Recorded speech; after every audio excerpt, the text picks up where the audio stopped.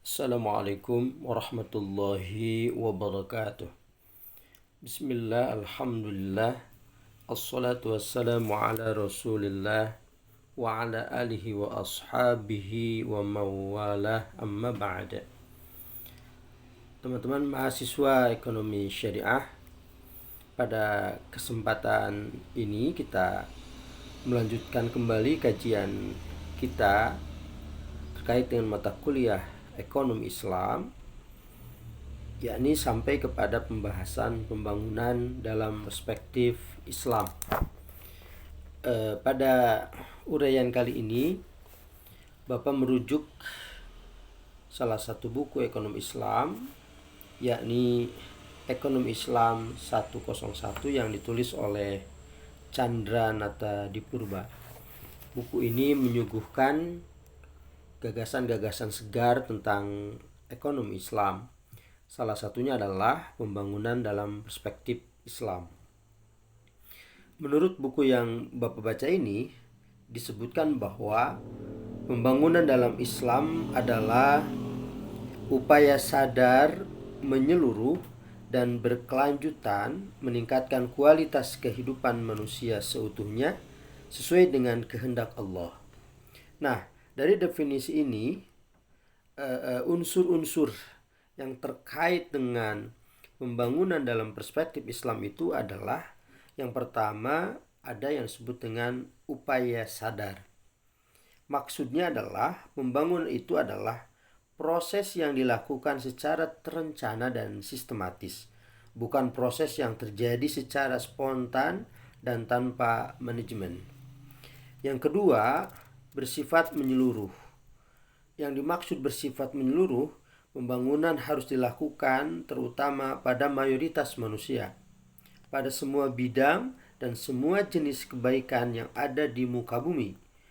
Kebijaksanaan pemimpin untuk melakukan prioritas, namun pembangunan harus direncanakan untuk menyentuh semua orang, Islam atau bukan, warga atau pendatang, dan semua jenis makhluk. Kemudian unsur yang berikutnya adalah bersifat berkelanjutan atau sustainable.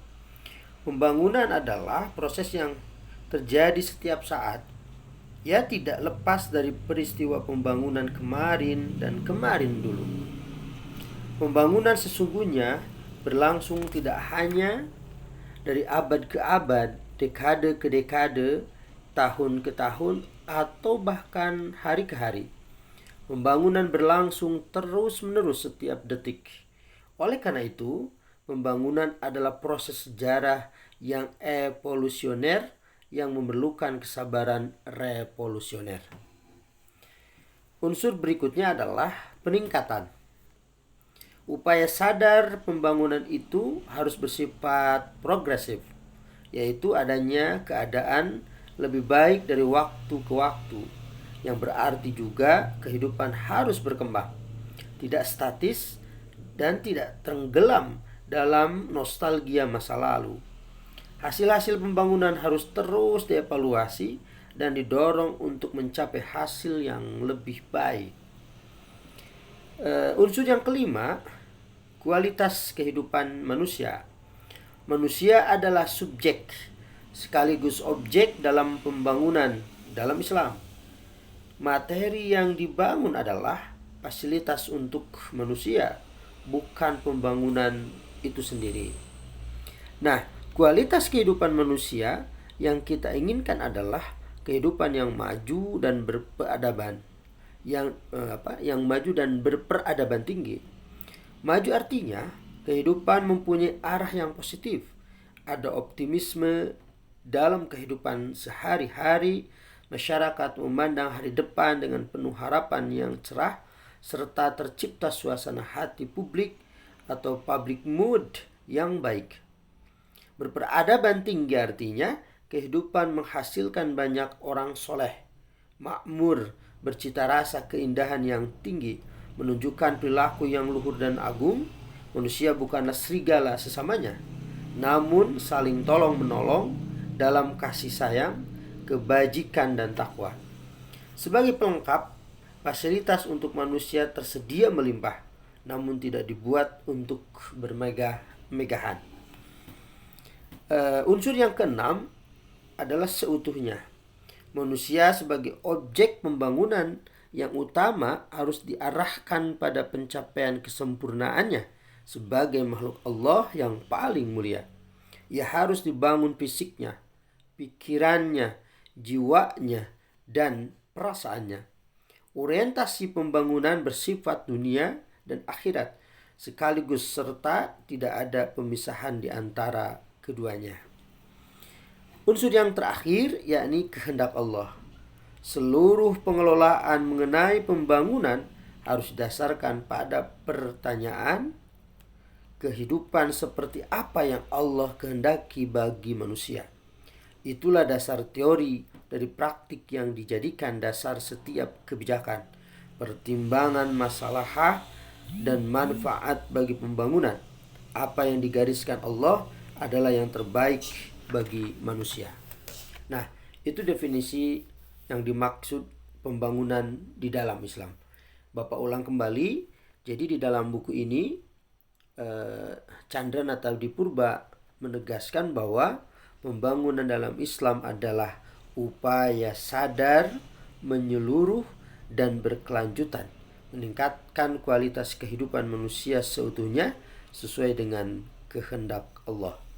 Kembali lagi Bapak tegaskan, ada 7 unsur terkait dengan definisi tersebut.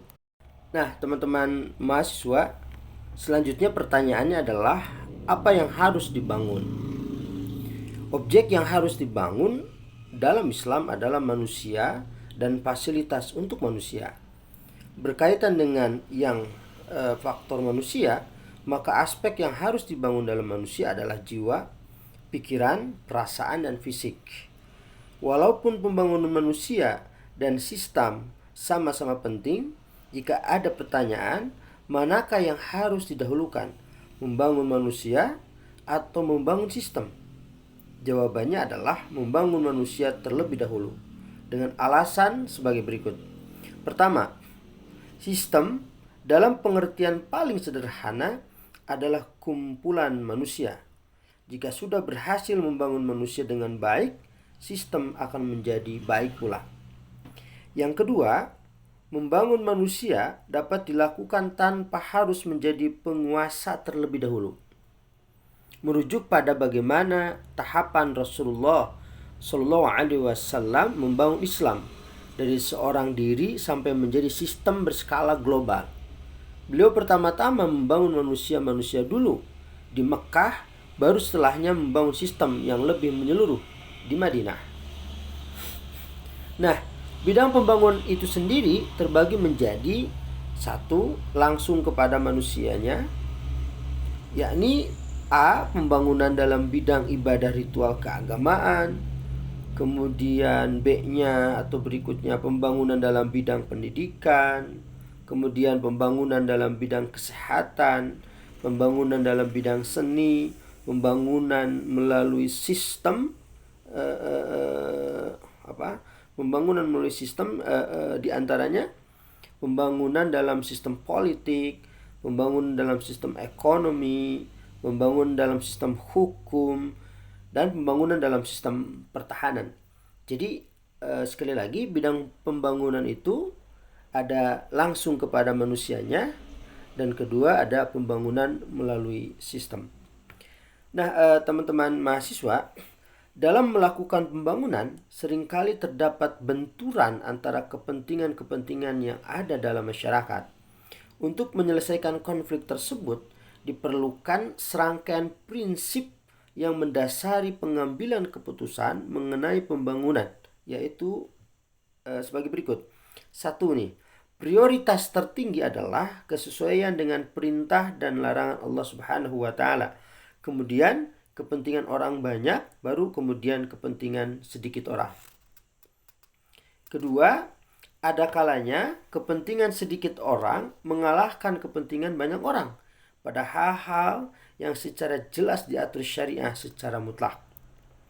Ketiga, mencegah mudarat yang lebih utama dibanding mengambil manfaat. Berikutnya, mudarat yang lebih kecil mengalahkan mudarat yang lebih besar. Berikutnya, pembangunan harus selaras dengan tujuan syariah dalam Islam, yaitu menciptakan kebaikan sekaligus mencegah kerusakan, menciptakan kemuliaan sekaligus mencegah kehinaan, menciptakan ketertiban sekaligus mencegah kekacauan, menciptakan kejelasan sekaligus mencegah kebingungan, dan menciptakan keadilan sekaligus mencegah kezaliman.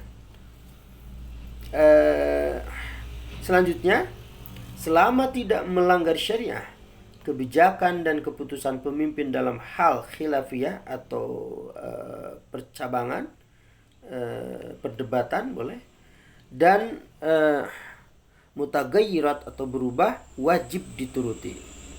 Terakhir, membangun manusia lebih penting dibandingkan dengan membangun fasilitas untuk manusia.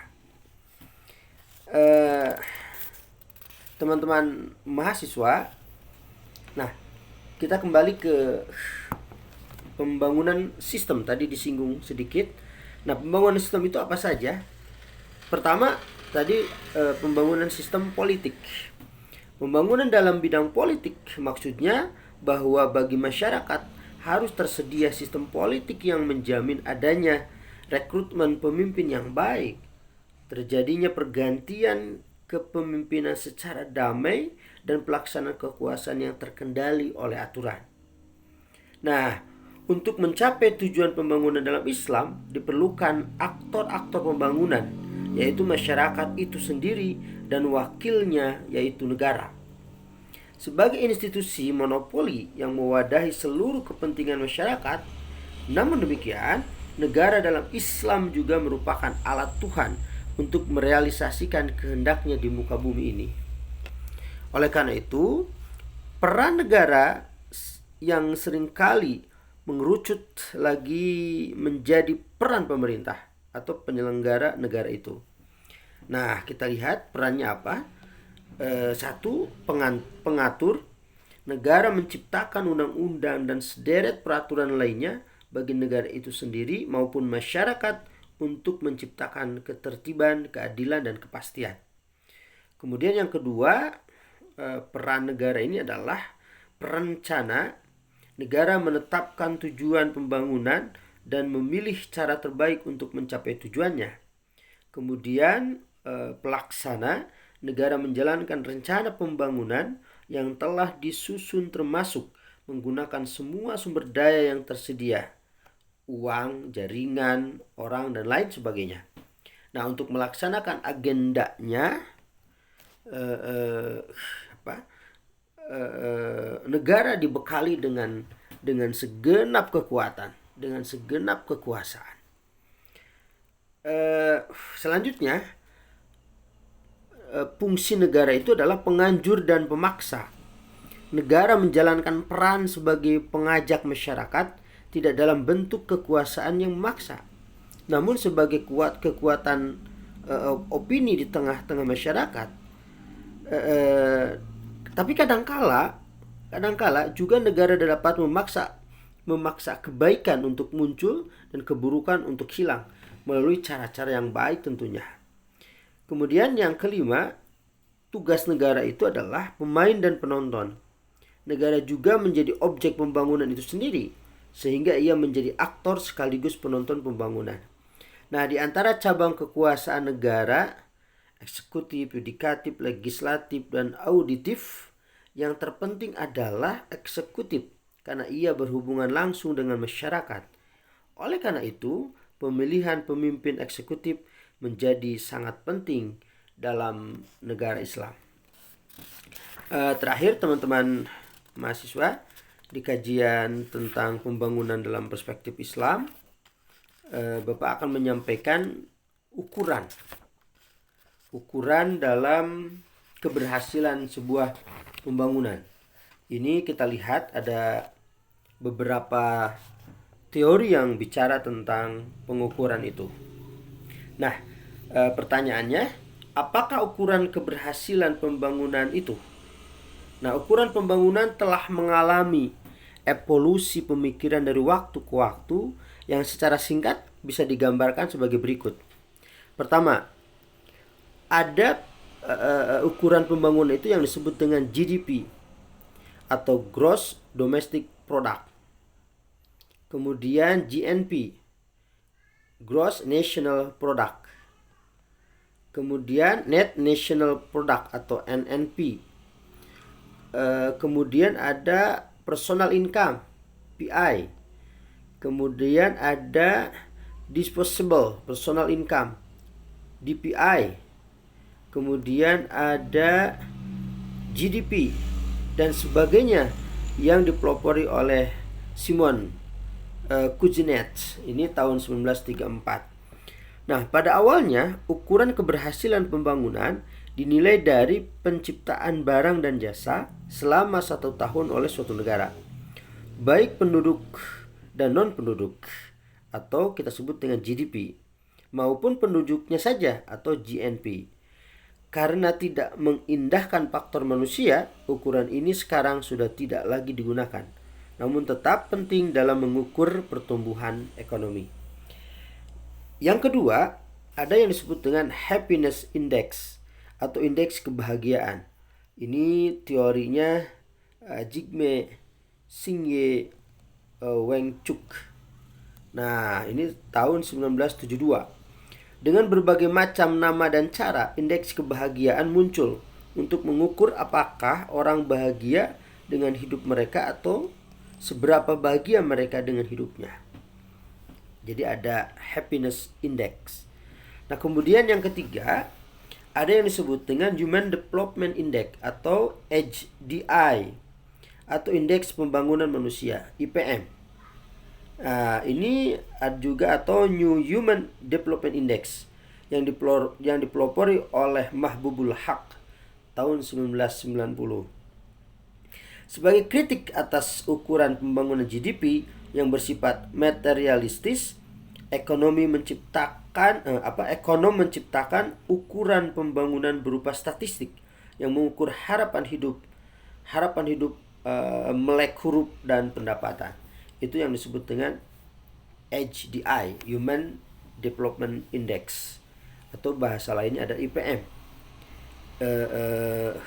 Indeks Pembangunan Manusia. Kemudian, yang keempat, ada yang disebut dengan Islamicity Index. Dalam artikel berjudul How Islamic Countries oleh Seri Z, kemudian Rahman dan Hussein Askari. Nah, itu yang mengusung tentang Islamicity Index. Dua peneliti yang berafiliasi pada George Washington University berupaya memetakan indeks keislaman setiap negara dengan menurunkan nilai-nilai Islam ke dalam ukuran angkawi tertentu atau kuantitatif ya. Nah, Selandia Baru adalah negara paling tinggi indeks keislamannya berdasarkan penelitian mereka. Lepas dari perdebatan yang ada, Selandia Baru itu adalah negara yang paling Islami. Padahal penduduknya mayoritas non-Muslim. Islamnya tidak tahu berapa persen ya, yang jelas itu sangat minor. Kemudian yang kelima ada yang disebut dengan Maqasid Index dalam artikel Towards a Maqasid Syariah Based Development Index oleh Syed Salman Ali, kemudian Hamid Hasan, ini tahun 2014. Nah, para peneliti di Islamic Research Training Institute atau IRTI, kemudian Islamic Development Bank atau IDB telah memulai satu upaya untuk mengembangkan ukuran pembangunan berdasarkan Maqasid Syariah ala Asyatibi, yaitu menjaga agama, akal, keturunan, harta, dan jiwa. Nah, teman-teman mahasiswa, kelemahan dari beberapa metode itu adalah dia bersifat yang sekuler. Nah, ini poinnya, yaitu tidak memasukkan unsur agama dalam keberhasilan pembangunan. Padahal Islam selalu bersifat menyeluruh. tidak pernah memisahkan dunia dan akhirat, agama dan kehidupan, ibadah dengan politik, dan sebagainya. Maqasidus Syariah Index dan Islamicity Index adalah indeks yang berupaya untuk memasukkan unsur Islam ke dalam perhitungan itu. Namun sayang sekali unsur kemajuan di akhirat tetap menjadi minoritas dalam perhitungan indeks tersebut. Mayoritas yang diperhitungkan tetap indikator keduniaan. Bukan dunia itu tidak penting, namun dunia adalah sarana menuju akhirat, di mana perhitungan kesuksesan sejati akan dilakukan. Misalnya, bukti bahwa pendapatan per kapita tidak dapat digunakan sebagai indeks pembangunan yang baik adalah mengapa? Negara yang berpendapatan per kapitanya tinggi tidak membuat tingkat bunuh diri penduduknya rendah dan tingkat perceraian keluarganya rendah. Logika awamnya adalah jika pendapatan besar, seharusnya kebahagiaan meningkat. Jika demikian, tingkat kepuasan hidup tinggi. Dan jika seseorang memiliki tingkat kepuasan hidup yang tinggi, dia akan memiliki kenikmatan hidupnya. Seharusnya kecil kemungkinan ia bunuh diri. Begitu pula dalam hal pernikahan. Logika awamnya, jika sebuah keluarga berpenghasilan tinggi, mereka dapat memperoleh barang dan jasa yang lebih banyak dan lebih baik dibanding tingkat penghasilan yang lebih rendah.